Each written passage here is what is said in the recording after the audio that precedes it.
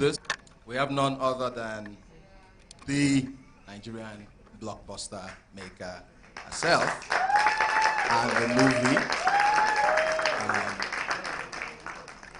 Now, most people ask, what's a blockbuster, right? What is a blockbuster? And what you find is that the concept of a blockbuster movie started in 1975 with the making of Jaws by Steven Spielberg. That's when the entire concept started, and after that we've had several blockbusters. But when you look at the success of studios like Warner Bros., you ask yourself, what does it take to make a blockbuster? That's why we're here today, okay?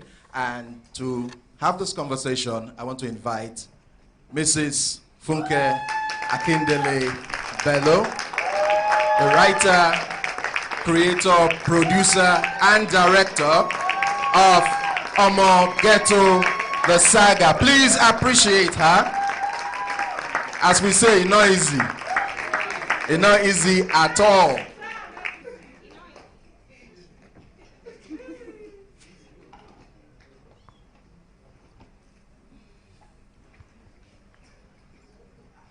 Okay. As you know, there were other people in the film, right? There were other people in the film. Most of them are my friends, so I can be free with them, okay? I can yap. All right, so in no particular order, Alex says I should go by order of importance. So,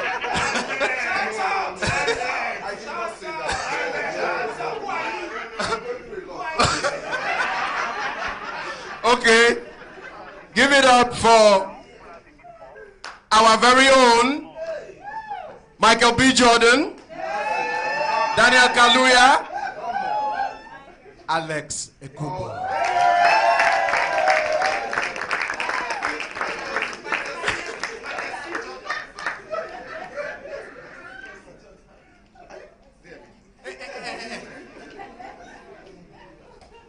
She has her own talk show. She's been on our screens for years. She's brightened many evenings. Nancy Isime.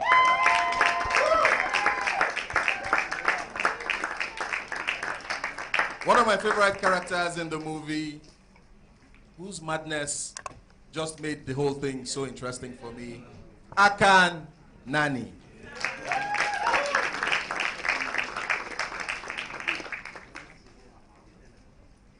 And if you're a bad guy in Lagos, don't stress yourself. Damn, just come now. We really don't need. That's time, bro. Hey, come on.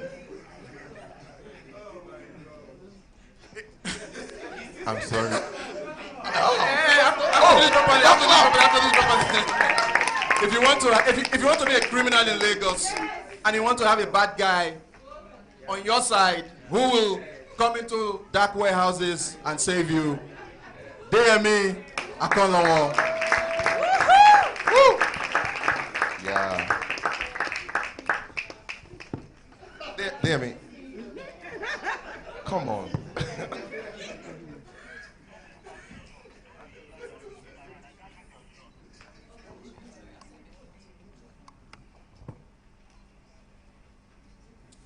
Okay. I hope it's okay if I stand, because I'm told Chioma is yet to arrive. Okay. Okay. So I think we can start. Right. Toby Makinde. Oh, sorry. Okay. Hey, Chineke, please don't be annoyed. It's old age, my glasses and everything. Please join us on stage. Woo! Clap for him, clap for him. Where is him? Toby Makinde.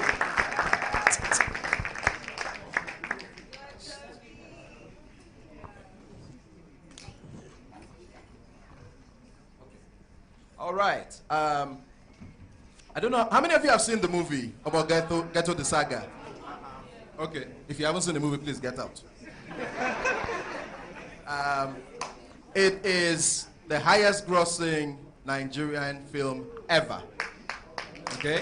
Ever. It exceeded everything. It exceeded the Wedding Party 1, Wedding Party 2, trip to Jamaica, name it. Omogeto the Saga exceeded everything. So I think as a filmmaker myself, and I mean a lot of you here are filmmakers, we want to know what does it take to make a Nigerian blockbuster. But before we start the conversation, there's a 3-minute BTS that we would like to see. So please dim the lights and play.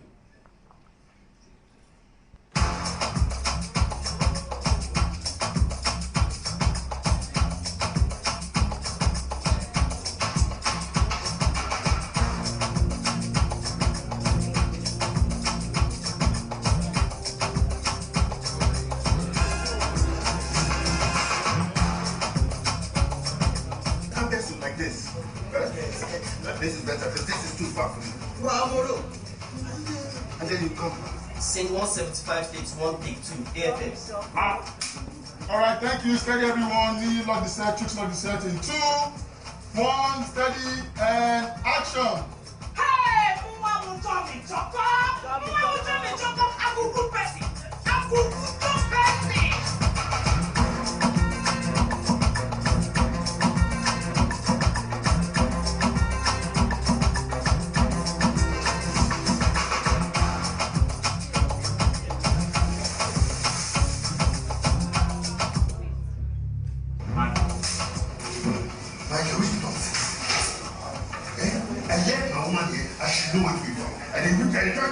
I don't feel Rachel. She's our guest, and she's free to go anywhere she pleases. Don't you ever in your life tell me how to make them talk. That's not a man, it's not a woman. Hello, I'm talking to my daughter. Please get out of here. I believe in you. Let me know.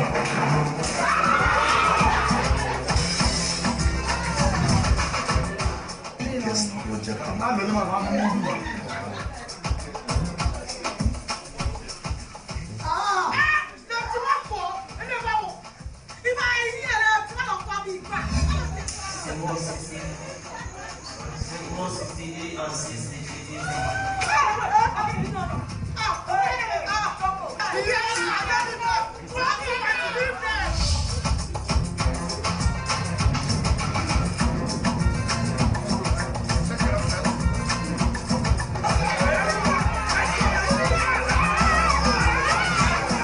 Omogeto the Saga, scene 202, 207, slate 600.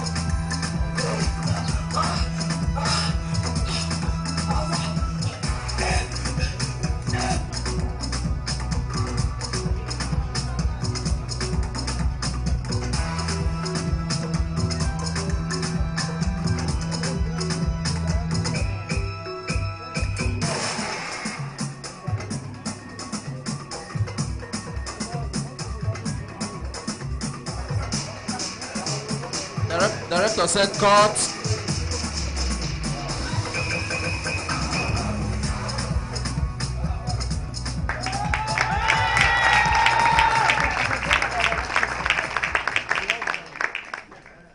Okay.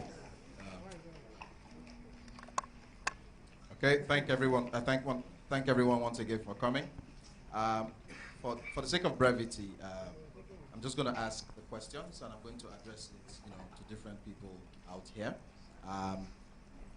So I was looking through some Hollywood films, and I was looking at the budgets against how much they made. And the fact of the matter is, Warner Bros., for example, in a specific year, would spend 60 to 70% of their budget on 3 films and spend 30% of their budget on 60 other films, right? And those 3 films will make up maybe 80% of their global box office. Okay, so there's a correlation between how much you spend on a film and how much the film makes. Now, this is Nigeria. We have the box office numbers. We don't have the budget numbers. So, can you give us an indication?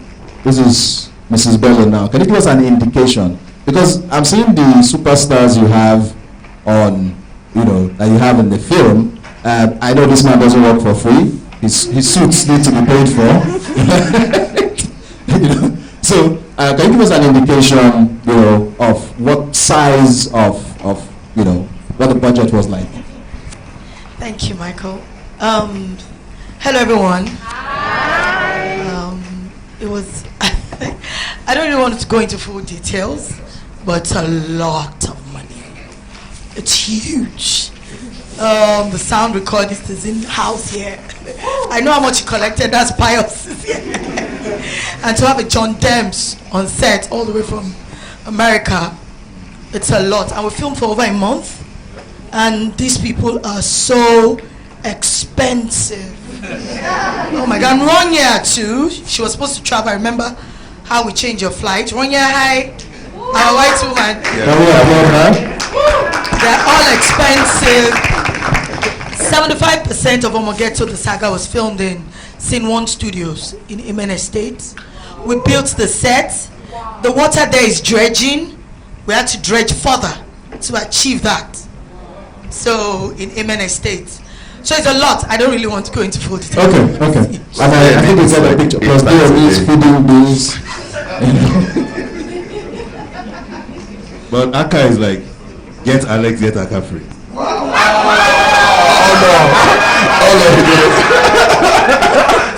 So we are starting now. No. I'm ready. I'm ready. Please, off your mics. On your mouth. Off your mics. Guys, this is exactly how it was on set. Trust, whatever you're seeing now is just 2% of these men. Okay, great. So I'm looking through the list of other films. So for the sake of this discussion, I want to put this in context. Typically, when you say an American film is a blockbuster, it means it made over $100 million in box office. So because we're a different market and all that, I want to allow me to say that any Nigerian film that makes over 100 million naira is a blockbuster. Can we use that definition for the purpose of this conversation? Okay, if we agree, then it means that there are only 20 films that have been blockbusters since 2013. Okay? Now, every year in Nigeria we make over 2,000 films. Okay? About 100 of those go to cinema. Okay, so now, so when you look at those numbers, you see that it is not easy, first, to get on this list, then 2, to be on the top of this list. Incidentally, 2 of the films on this list were directed by Funke Akindele.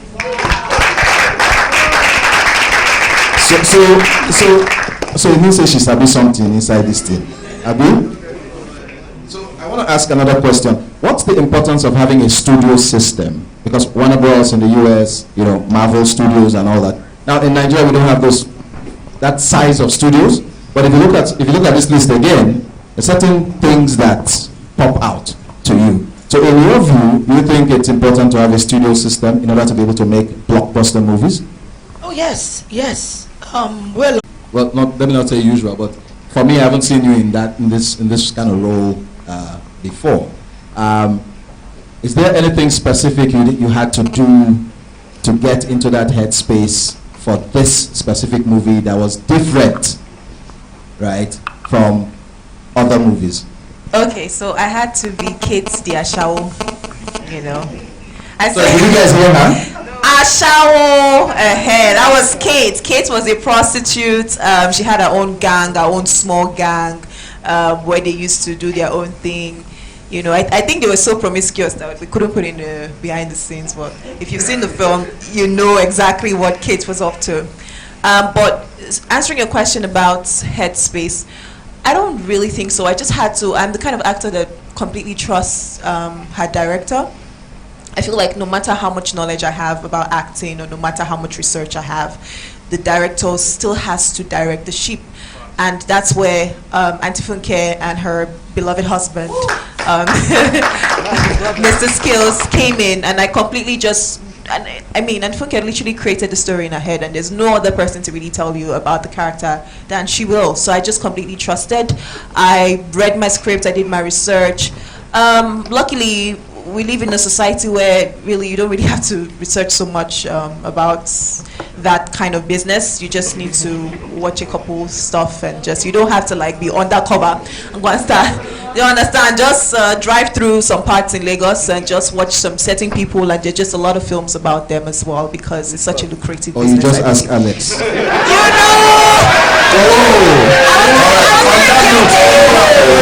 On that note, I am going to too much to come here for this. My friend. Wow, you spoke on mine. I was going to ask Alex, but... Wow, my God. Jesus Christ, this is a setup. But I needed first-hand experience. I didn't need second-hand experience, you know. I needed to... There's still an insult there for me somewhere. I'm not sure. Somebody break it down for me, man. Okay. But yes, basically, yeah, and I just had a lot of fun. Honestly, look at these guys. It was, I need to just bring that out real quick. It was so much fun.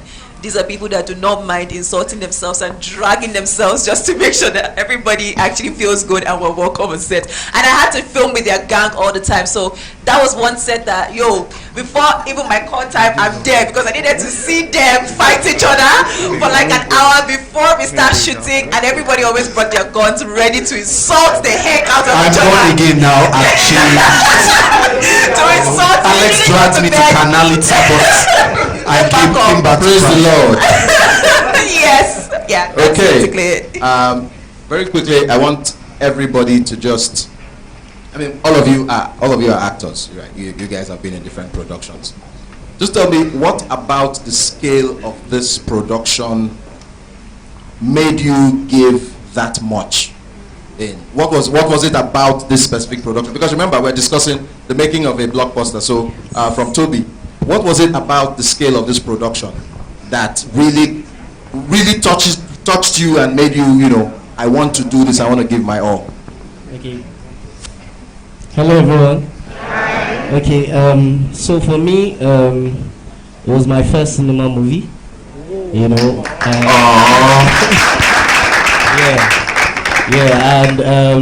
I was playing a character that was, totally different from what I've ever done,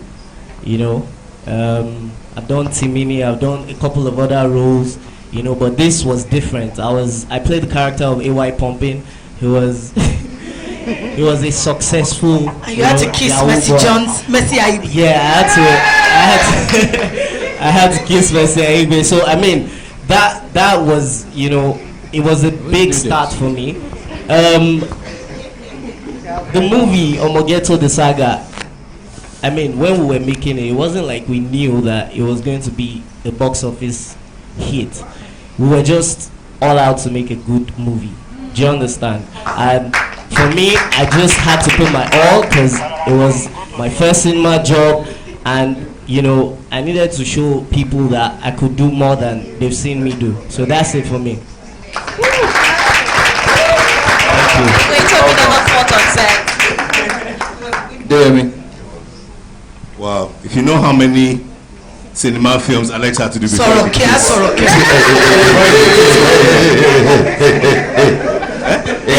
So for me it was me, it was this. It was knowing that every day, if I don't do my best, some idiots are going to be having me. Then we were alive. I was scared. Like, every day I go to set. I remember the first day on set, I was literally shaking. I was shaking. You probably didn't know this. I was terrified. Because I was playing a character that I wouldn't traditionally play. And when I got cast in the film, I was like, somebody's trying to set me up, you know?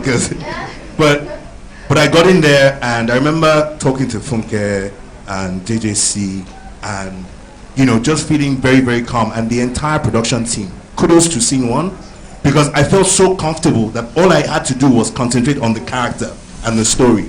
And again, knowing that if I didn't come to set with my A game, I would not hear the last of it. So I had to be on point every single time. I've never been insulted this way in my life before. Thank you very much. Okay. Hi everyone. So for this movie, first of all, I gotta say that I'm really super grateful to Funke Akindele and the Scene 1 team for always giving me the opportunity to express my art. I think for me, I'm just always grateful for opportunities to just do characters that are so opposite from who I am. And she looked for an actor that could bring that character to life. And she looked at these two and she was like, they couldn't pull it off. And so she was like, who's the number one, who's the profile actor in Nigeria? That he's not just about fine boy, fanboy. I need a serious actor. So she said, I'll give him the regular acts. She was like, damn it, I'll give him a regular act. But when it came to my character, deep character, I also think that, just also like he said, Scene 1, they have an amazing team. Everybody is on their toes, and just everybody was working to make sure that the film was a success, which was being an amazing film. So it was just amazing.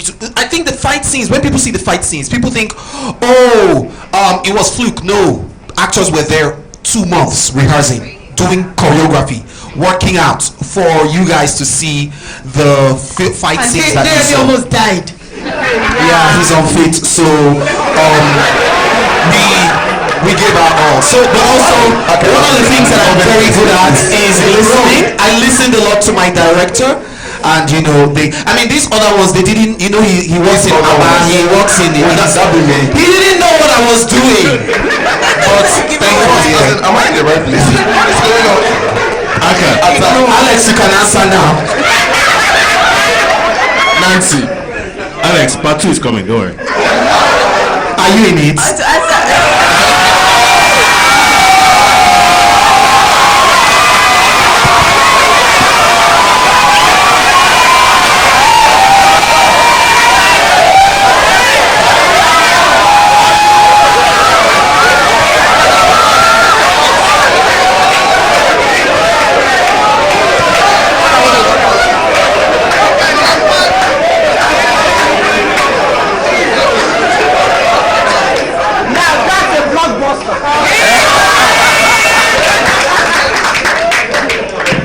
Nancy, please, can you bring us back to serious conversations, please? You'll still find a way to enter.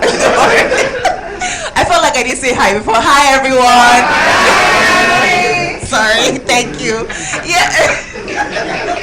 So what was it about this movie that really impressed you, during the preparations, your rehearsals? What was it that made you believe that this is it?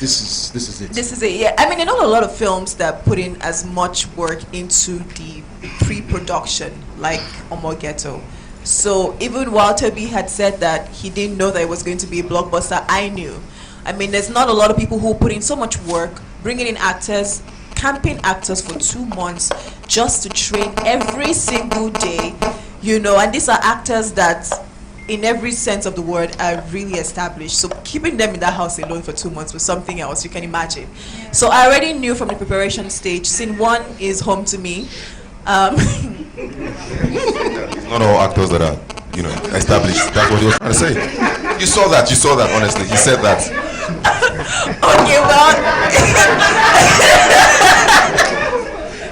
position. So just going through that, and then on set, how passionate everybody was, how passionate Auntie Funke was, how passionate Mr. Skills was about the film, the entire production crew. We had just one DOP for this entire thing. You saw Johnny Demps. He was not, I'm sure he wasn't even ready to even share camera with anybody, and that's how much exactly. So he was ready to put in the work, and if it goes well, that's it. If it doesn't go well, but I already knew. I knew from just preparations, from being on set with all these actors, everybody loved their character. No matter how much we yab each other and laugh, once the director goes action, we're completely different people, just sticking to our character and giving our best day in, day out. So that's how I knew there was no way, you know, and Auntie Funke is just a perfectionist. I could tell that even post-production was going to be insane. So I'm very glad. I just knew it was going to happen. Part 2 is safe.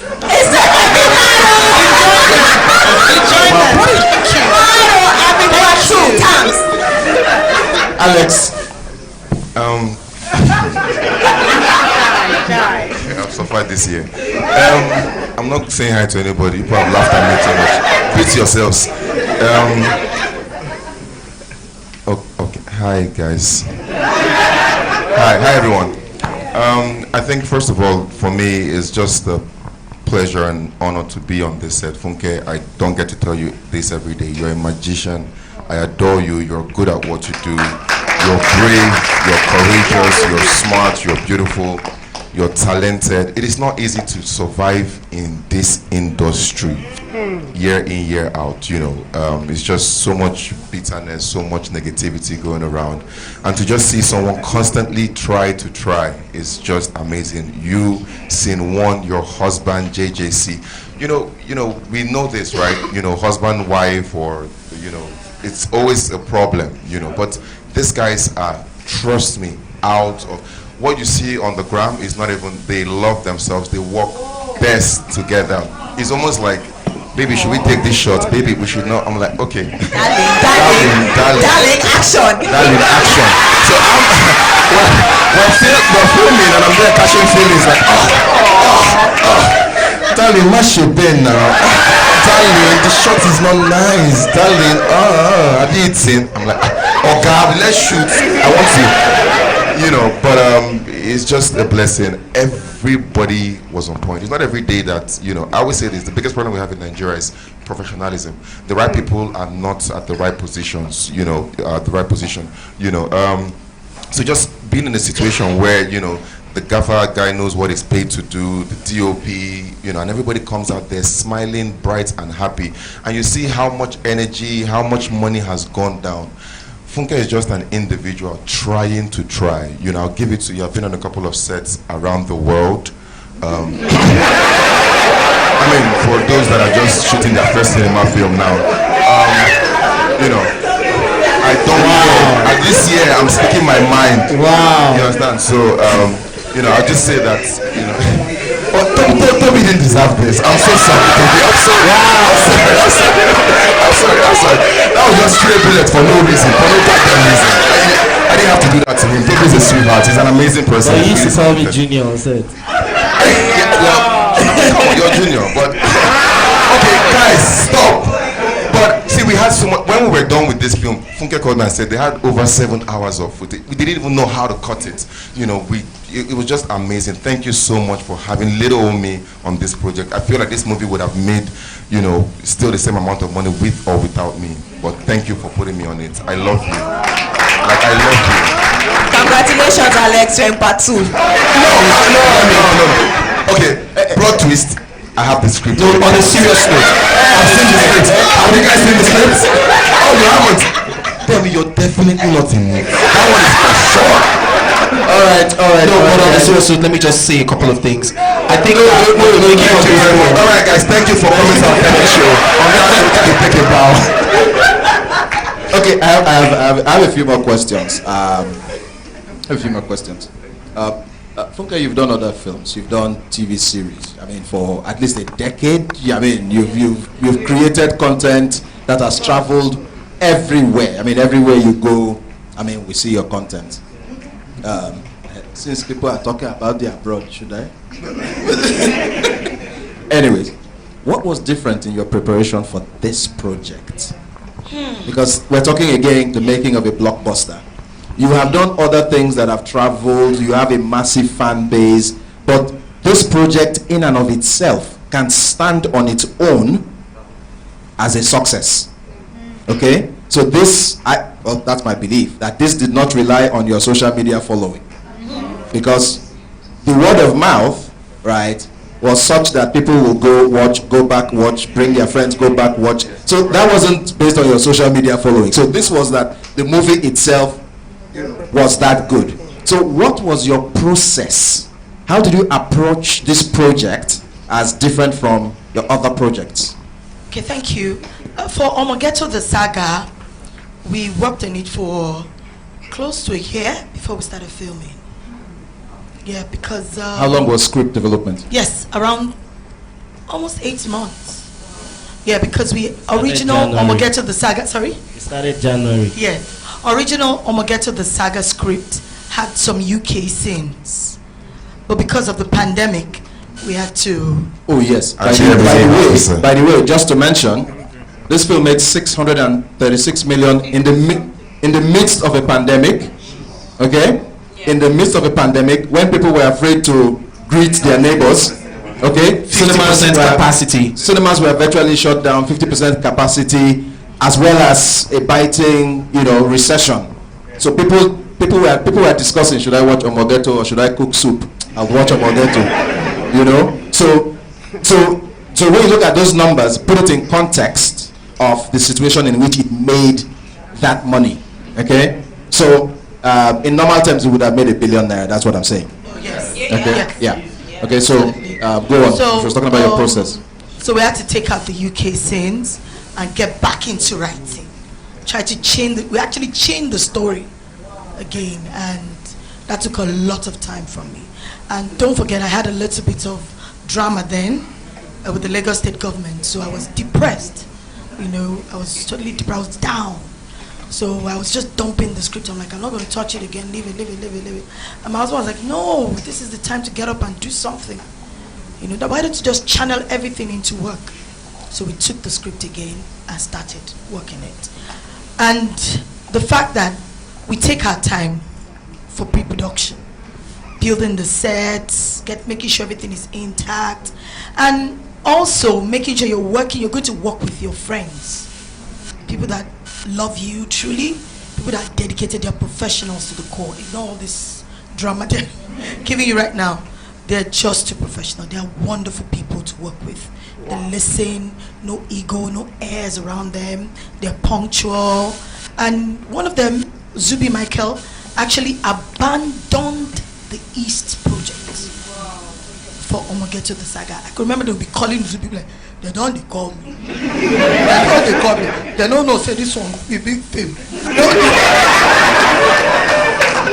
He left everything for Omogeto the Saga. So it's the pre-production and the dedication, the fact that the drive that you want to get the best. Time, work, rework, yes, have money, then look for more money. I'm sorry, I think there's something we're missing out here, which I think we need to also put into perspective. I think that there are two things that were also very critical in the success of this movie. Number one is the fact that Funke Akindele has built a reputation over time, and she has proven herself from I Need to Know to becoming a Nollywood queen, and then doing TV. Nobody can beat the popularity and that TV gives. And doing Jennifer, and then doing Jennifer's on TV. I think all of that culminated in people trusting her stories. Also, again, the second is people found something they could resonate with. She didn't give a fantasy movie. People could see themselves or see their cousins or see their brothers or see the guy they know on the street, because it was a story that it was relatable. Everybody could relate to something. So I think that those were two major issues. Yes, a big shout out to JJC Skills. He's out of the country. I'm sure he would have loved to be here. And he gave it his best. We just wrote the fight sequence. Trust me. We just wrote in script, okay, this scene, the fight and that. I was like, yo, camera. We're going to do it like this. We're going to do it like this. I'm like, guy, I can't fall down. DMA actually punched me. He beat the hell out of me. It He actually went. It was an accident. It was crying. Strike You for a don't want to couple be of in days. the fight scene with DMA. He actually beat me up. So Be beating up. So, big shout out to my husband for that part. The fight sequence. He was like, no, yes, it's an African story, but you have to film me like this. You need some action. You have to give us the Hollywood action, the fight sequence. I'm like, guy, I don't want to fight in a film now. No, you change it. I'm like, okay. And here we are with a good movie. So thank you, JJ Skills. Okay, we will take one question and then we will go to the audience because I'm sure your fans want to speak to you.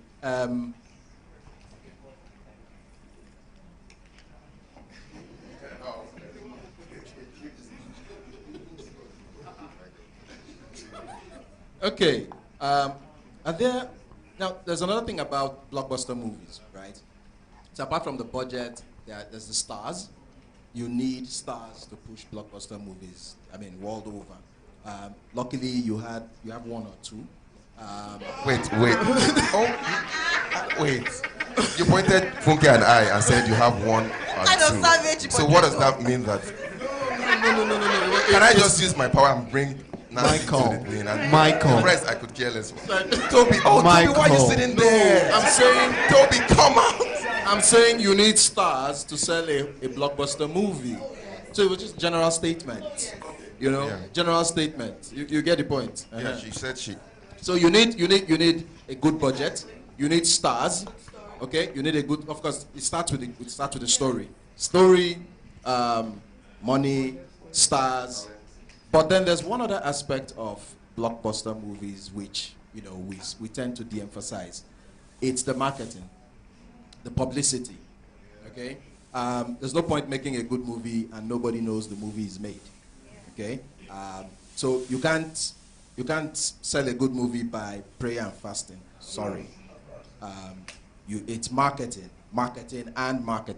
So Funke, you are the creator, producer, director, costume designer, chief marketer, production designer, makeup artist.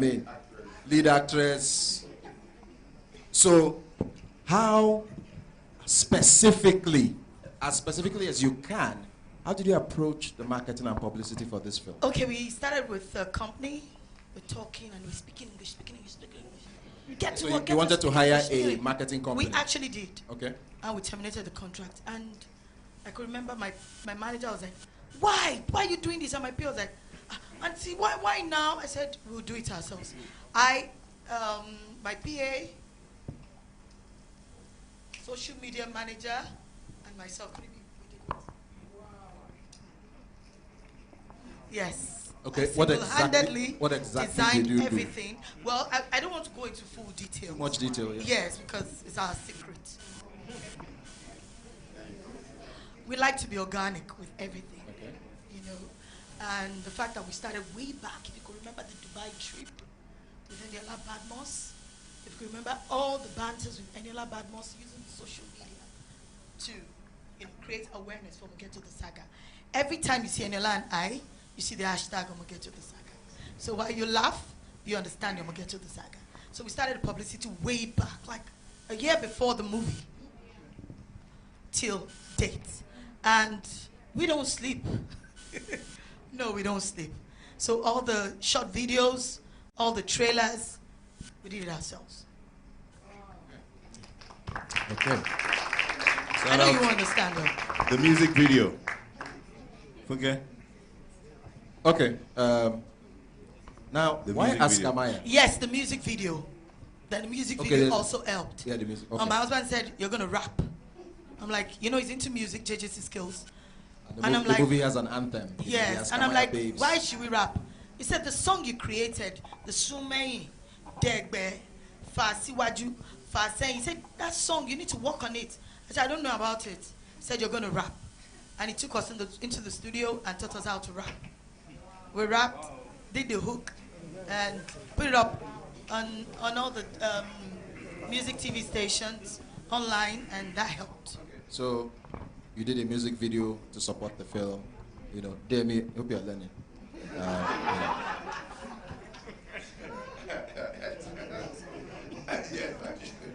Okay.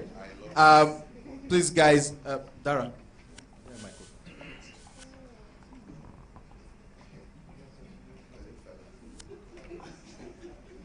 Timini's mic. We have a question for Timini. I'm sorry. Okay. It's like the real moderator is here.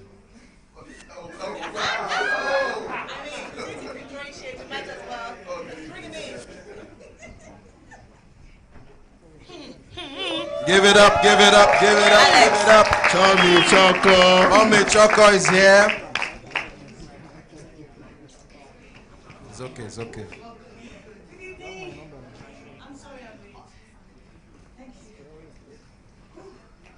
Okay. I want to throw it to the audience.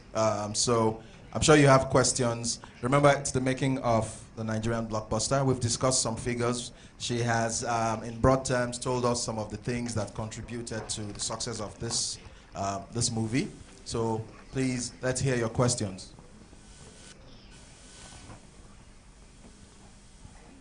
Okay, just raise your hand. Okay, you. Hi, good afternoon. Good afternoon.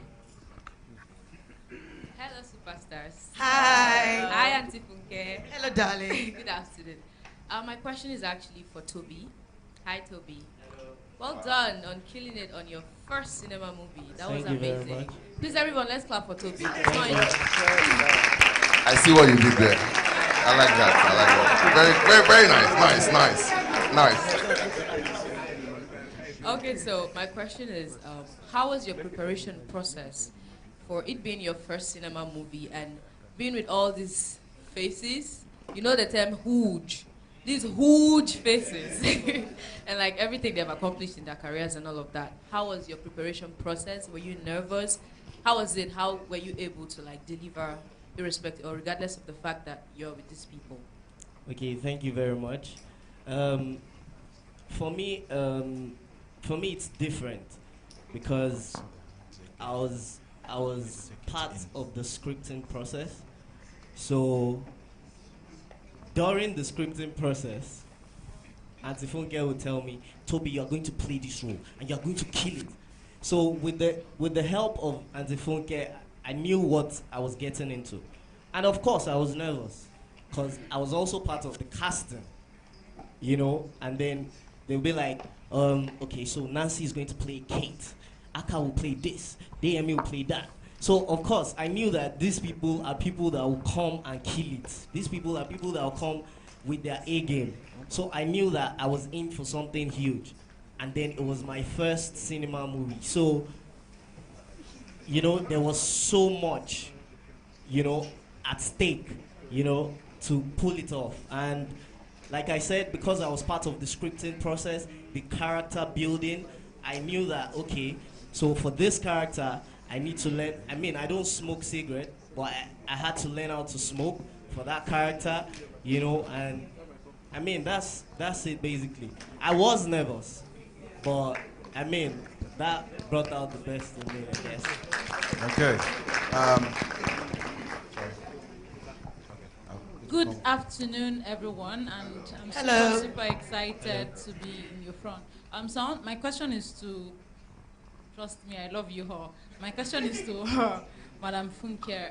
So my first question is, I just finished my film production training at Ebony Life, and it was extremely draining. However, when I was watching after post-production, I felt energized, like, let's do the next one. Yes, I'm ready to convert my book to a movie now. And so I want to ask, what has kept you consistent for over 10 years? Like, I watched you when you... 20! Oh, okay. So please, I want to know, how have you been able to stay consistent? And I love the fact that you are the true definition of your past, not defining your future. When, I don't know about the first marriage, when it crashed, how were you able to... Please, because, and I'm asking because I canceled my wedding 7 days to the event. And so I'm basically starting out life again. And so how were you able to move past people's judgments, criticism? Because we expected a lot from you, like how we should do sort of thing. So Please share. Okay, thank you, darling. First, whatever the past is the past. Yes, when it happened, you can dwell on it, you can cry, you can hit your head on the wall, roll on the floor, but it will pass. Over the years, I've learned with the help of my mom and beautiful people around me, they're like, stay focused. Do not let anything bring you down. You're human. You understand? Even the Bible says, no, of course there will be trials and tribulations. You understand? But God will see you through it. I'm very spiritual. So I work hard, I pray about it, and I let it be. You understand? I know what I want. I'm too focused. I'm too dedicated to a fault. To a fault that if something happened to me, I remember when the marriage happened then, like you mentioned, I was filming in the East. And I read it online that my marriage was over. And I was shooting the next scene. Whoa. And I shot. I can remember when I was filming Omogeto, the first Omogeto. 20 armed men came into the hotel we're filming with guns and brought me out. You have to bring the money. And when I didn't see any money, they were scattered. They said I should face the wall. Cock the gun. For tricking us downstairs that you said there's money in your car, we're going to kill you. Fortunately, the policeman came in. The next day, I was filming. And I was filming the twin scene. So I'm just too focused. While I was filming in the streets, I had a terrible miscarriage. Bad, so bad. So after 4 or 5 days, I went back on set to film. And my husband was like, you need to be human, Funke. You should mourn. It's normal for you to mourn. But I am just too focused to a fault. So when it comes to work, this is how I live my life. This is what I feed on. I don't want to listen to anything. So you have to stay focused.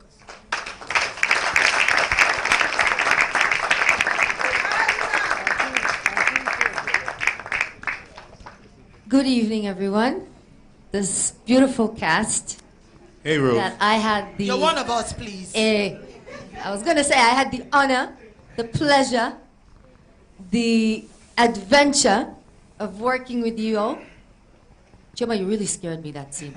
I swear, you really scared me. It was a lot of fun. And I've been on sets in Nigeria before, more than a couple of times, and I have never been on a set like this one. It was amazing. It was so organized. It was so professional. Everybody knew exactly what they were doing. There were no people just hanging about like you didn't know what they were here for. Everybody had a role that was very definite. It was like a Hollywood set, honestly. But friendly, more friendly, because we are. So thank you very much, Funke, for bringing me on board. Thank you for coming. Now I get to say it. And I want to tell you that you did something amazing you're not even aware of, I think. You know, you took Omogeto, the saga, to the Emirates. 2 months after the first ever peace treaty between Israel and the Emirates. And you put me as the first Israeli actress on the Emirates screens. So double thank you. And every Israeli that is watching Omogeto on Netflix is thanks to me. Yes! Well done. Because I'm telling them. So you made history. And Nice. I just want to, that reminds me something, because I've been attending a FRIF all through the week, and we're talking about Nigerian blockbusters, but we're also talking about how to take Nigerian cinema out to the world globally, right? And of course you did that with Omogeto. But I was just reminded when there was a panel here with Showmax, Amazon, the MultiChoice, and Paramount Studios. And they were talking again about how to take Nollywood out to the world. And Paramount Studios representative Michael Armstrong said, Nollywood should do more collaborations with countries like, I can't remember the other two, but Israel was one of the three. So, again, you don't even know, like your talent is just so great that you just did it, you know? And I think that it's something that you can all learn from in the Nollywood Thank scene. you so much, Ryan. Thank you. Thank you. Okay, let's go up. Let's go. We are here. She's coming. While we wait for that, we're talking about, how to make a Nollywood blockbuster. I'll just say one thing. You guys realize what you just saw here is nothing but pure love. Nothing but pure love. And I think that... Why is he explaining himself now? Why are you explaining yourself? No. And I sincerely believe, Chioma, sorry, from who to Chioma, love From amongst, who to who? amongst the people that are loving. Okay. The loving. Excuse you. If you are loving, you are part of the love. Okay. Okay. You. And I say that because for me, that was a very crucial ingredient. You cannot do anything out of love and it will fail. Simple. Go ahead. Okay. Femi's right. You need to, as a filmmaker, producer, you have to be careful the actors you work with. Yes, it's very important. Yes, it is. It's very important. You need to work with people of like minds. In any peaceful. I must say, I do not regret working with these people. And we'll surely come back. We'll come back with part 2. Thank you. Can you tell us now? Can you tell us those that have, hey, sorry, hey. Tell us those that, okay, wait, you know what? Let me get something real quick. Alex, sit down. Wait, okay, if I call their names, just don't worry, okay, wait. Hey, if I call their names, just do like this, just cough if the person is going to be in part 2. Take mine. Wait, it's fine. Shoma Akpota. Alex, it's time for the audience. She nodded, right? You saw that. That was a nod. Alex, it's time Nancy Esime. That broke my heart too. After everything, I love you, you're the best. Wow, this life. Funke. Chelu now. Keep on anywhere. Chelu. They mentioned my name. No, maybe you should not to know the name when you call. Ask Choma Chukwuka. Yes, you're already in part 2. Don't stress. She nodded. You're right hand man. You're there. You're there. Sorry, let's do this quickly, please. Audience. Alex. We need to go to the audience. Okay. Good evening. Good evening. Evening. Sorry, let them see you. Okay. Oh, sorry. Good evening. Hello. Hi. Hello, Funke. Hi. Oh, Chioma. Hey, sorry. Yeah, hi. I was carried away. You are, Thank you. Alex, nice one. Ask your question. Please. Nancy. Help me. Yeah, hi. Okay, question. Okay. Emmanuel, we know you. Okay. My name is Manuele Mobayo. Yes, okay. Yes. Funke, my question is this. You are the writer, director, producer, costume designer, to some extent, set designer also. And then somebody comes to mind, Tyler Perry. Oh, okay, now you answer my question.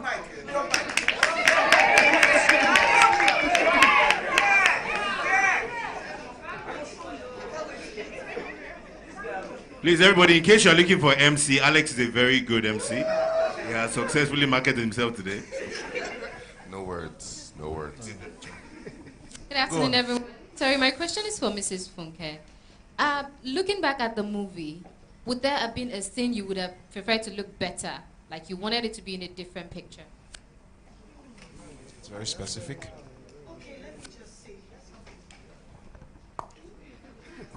I'd rather say, I wish we added the remaining scenes. Not change anything. Added more. Too many beautiful scenes were taken out. Okay, I'll take 2 more questions. 2 more because we're running out of time. Look, see that one up there.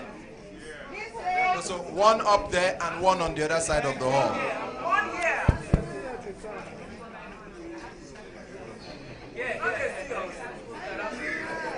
Okay, go on, please. Hello, guys. Yeah, so my question is for Auntie Funke. The character you played with Demi's character, your love scene was very, I don't know, it wasn't something that I'd ever seen before because it was a love scene from two people from the ghetto, and I don't know what inspired you to create that story, the love story between you and Deyemi's character, because it wasn't something that we normally see in Nollywood, and it really touched me. Thank you. We just wanted to bring out ghetto love. And seeing a strong gang leader, female gang leader, crazy girl, falling in love and being weak when in love. That's what we just wanted to showcase. Yeah, and it was real love. Alex said ghetto love is suffering. Like, Wait, she had just transferred him 250. Lefty, I love you. It wasn't suffering like that.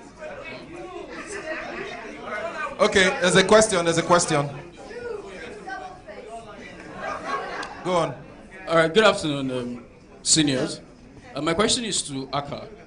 So for your character, I noticed that your character was quite distinct from every other person. Yeah, so I want to know, like,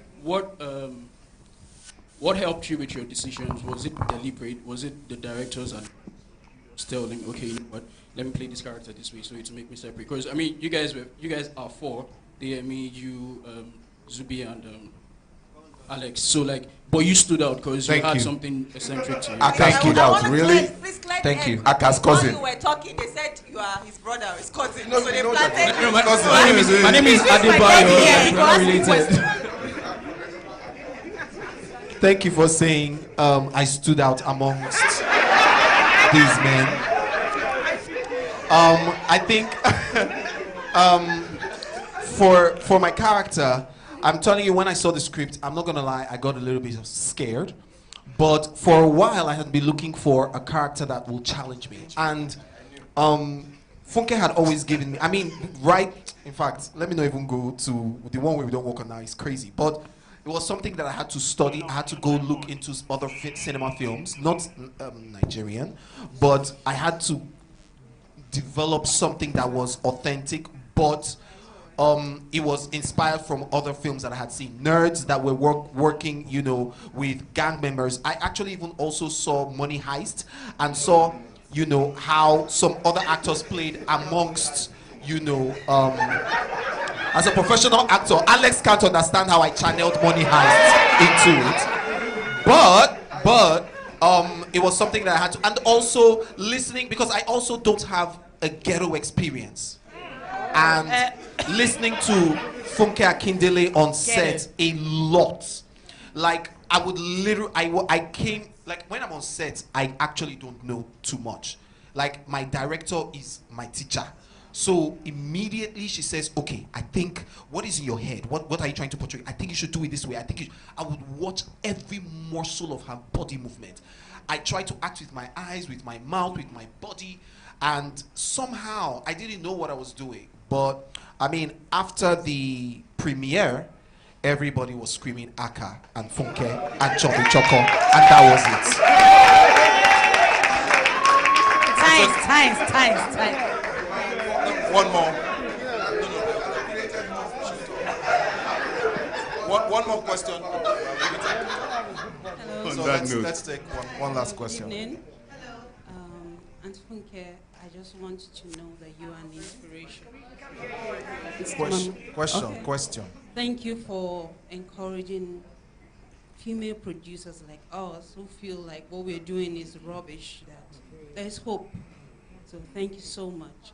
But my question to you in regards to Omogeto is, we've seen you've talked about working with friends, we've seen the love, like we felt it, it's real and it's there. What were your challenges? What were your challenges achieving this? Alex Gobo. We spent extra because it was filmed during the pandemic, and we had to bring in the hygienist, we had to bring in, hand washing was 2 hours. Yeah, we had to stop. The washing hands, and the separation was just serious. The space that 5 people will manage is just 1 person. It's just the budgets, actually. We went above what we budgeted for the movie. That's the major challenge. Then personally for me, I got very tired at some point, playing the twins, and I was so tired. I think that's it. Okay. It's fun. Thank you. Choma, there was a question that was asked to the other members of this panel, which I'm going to throw to you. I'm going to answer you. I'm going to ask you. Okay, it was a simple question. You've been in lots of other movies, right? At some point in the preparation for this specific movie, something must have occurred to you like, this one is different. This one is different. What was that for you, and how did you prepare specifically for this role?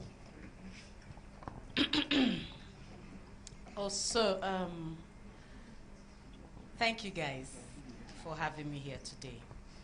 For Omogeto, I was scared because I think 2 years before we started to film, Funke had called me and told me that there's this film she wants me to be a part of, but it's something different. You know, as an actor, you always hope and pray for that particular job or that particular character that will just tell everybody, oh, she can still do this, or she can do that, and all of that. But I didn't know what Funke was talking about. So after a year, a year after that call, English now, wow. A year after that call, I didn't hear from her, and then she would, you know, once in a while she would send messages, okay, we're still on, no, I'm just working on it, we're still on. I was like, what this project now? Next thing she will call another person, my face, my phone, do you get? But at a point, wait. Let me tell you, you say about closeness, I be about job. My time is almost up, but let me talk what is in my mouth. You know, so I was like, okay, this eventually wouldn't happen and all of that. And then, you know, as a producer as well, there's sometimes you know, make plans to shoot a movie and things just don't work out like you planned for it to work out. You just put it at the back burner. And like, okay, whenever I have the time. So I felt it was that, you know, kind of one of those projects. But as it has turned out, hey, shut up! I can say shut up, right? So as it turned out, Omogeto is not that kind of project that you just keep at the back burner. If you're keeping it at the back burner, it still has to be steaming. You understand? So when she was finally ready, and she called me, Choma, she said to me, Choma, are you truly ready? I'm like, what is it? Am I not an actor? Kilo, what's in this thing? She said, okay, but I trust you, was what she said. I trust you, I believe you can handle it, but you need to put your best in. I don't know until I see scripts. I read script finish, I throw it out. I say, it's not me. Now it looks as if I'm going to break somebody's head in this thing, Abby. You know, but when I got on set the first day and I saw the costume, I saw the hair, I said, you know, that was perfect. Everything, you know. And I said, be like, you know, all those ghetto things, you know. So we started rehearsing, and I looked at Funke, I looked at Eniola, I looked at Bimbo. The scene was where Stone had sent some people to burn my store down. That was the very first scene. So I had to bring it out. I just went at the shed. I said, God, just take control. I don't know what this movie is going to turn out to be, but if this is the breakthrough you want people, if this is what your plan for me is, for people to see me in another light, let it be. And then I gave it all. I let loose. So Funke would, after, you know, because we're editing whilst we're filming, Funke would be like, Choma, if you see that scene. So it was each day she was encouraging me. The next day she would come, she'd be like, Choma, you don't even know. So she was just pumping me every single day. She said to me, Choma, at the end of it all, she said, Choma, if you watch this film, you won't even see yourself. And that's every actor's dream. Not to be able to see yourself in a film, just to see somebody else. And Funke, thank you. I will continue to say thank you. And you know why. You know why. Thank you. Okay. So that's it. That's what Omogeto did for me. And because after the film came out, chummy choco everywhere. You know, it's not going to stop. There's part 2 coming. Don't mind that. If you don't put me, I go put myself. Thank you. Okay. So Alex is not talking again. He's not talking again. So just to round up, I'm going to give the microphone to. I'm going to give the floor to Funke, just to round up. Very briefly, you've talked about the budget, you've talked about the time, you've talked about working with your friends, you've talked about marketing and owning your marketing and publicity process. and not letting somebody else say, oh, let's do that, and then, you know, they mess it up. You've talked about the amount of dedication, okay, both yourself and your husband put into making this thing work, believing in the project, putting your all into it, okay? And we've seen the outcome. The fans have gone there, they voted with their money, okay? And we've talked about the context in which this film made the amount of money it made. Nothing else comes close. If you adjust for inflation, you adjust for COVID and all that, nothing else comes close. So I just want to say congratulations, okay? And if you have any last remarks, advice for producers who are looking to make an impact in this industry, over to you. Okay, thank you so much for this opportunity.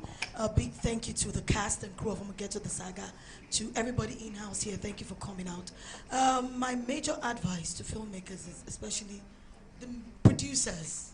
And for women. Yes, I'll do the producers first. Make sure you have good stories to tell. And do not follow the trend. Do not do the copy. Everybody is doing this, I want to do mine. No. Just tell your story properly. Get your viewers at home. Let them be gingered. Every scene must make sense. When you're producing, note, you will work like how I work. I'm the head writer. Okay, you don't work normally, please don't say it. Just say work to your best. Your own is okay. Work all over. You need to work when you're working on a movie project. You must be the viewer, the director, the writer, the wardrobe, everything. As a producer, you need to see. And please, be a local, see how I said, it's a local producer.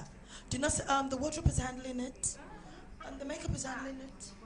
They're going to do it, the set designer knows what to do. No! Be on it. Eat it, sleep it, drink it, give it your best. Look ugly, don't take pictures, don't stress yourself, and come out with the best. And for women out there, do not go out saying, it's difficult for we women in this industry. Don't be a party to that. Just say, I want to make a difference. I can do it. And do not give in to bullies. If anybody is trying to bully you, make you feel like you can't do it, just ignore that person, face front, and go for it. Thank you so much. Thank you, thank you, thank you. So, can you stand, take a bow? Take a bow.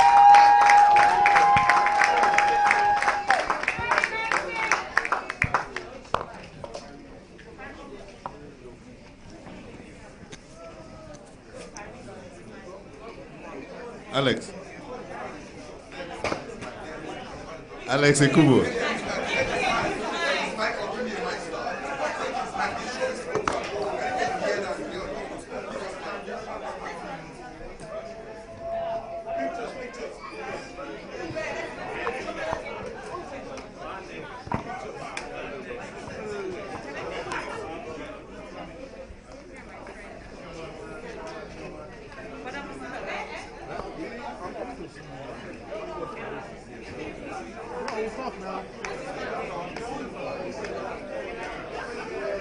Auntie Jennifer. Now I'm seeing you. Well done.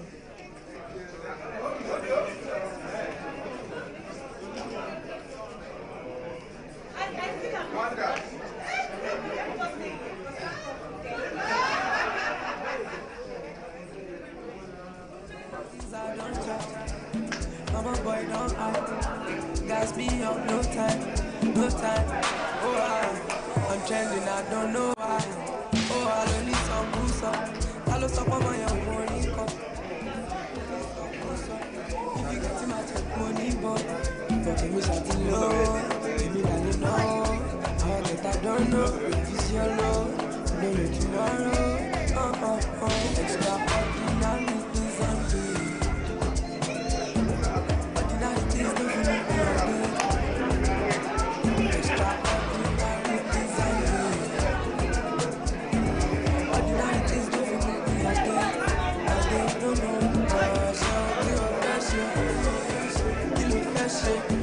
So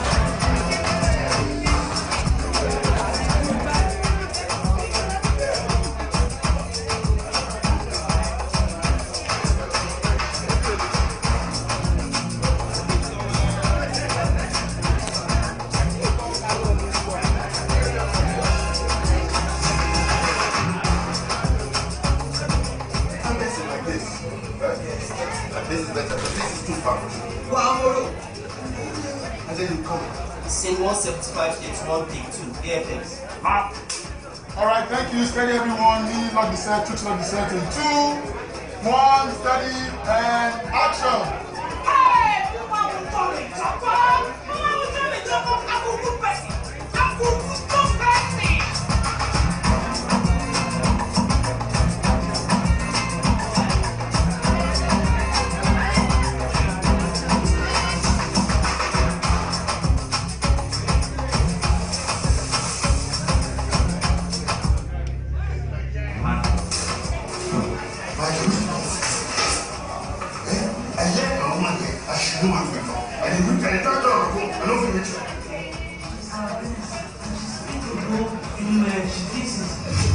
Don't you ever in my tongue to come away from the talk.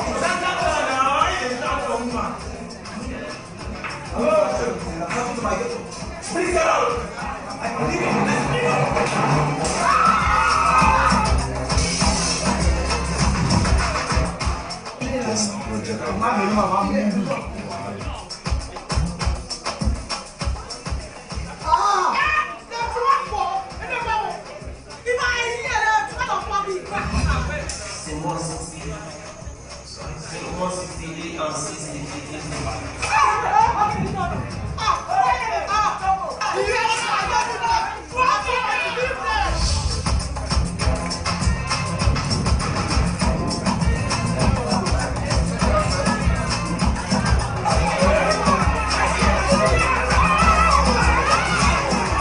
Get to the saga, say 202, 207, slate 600.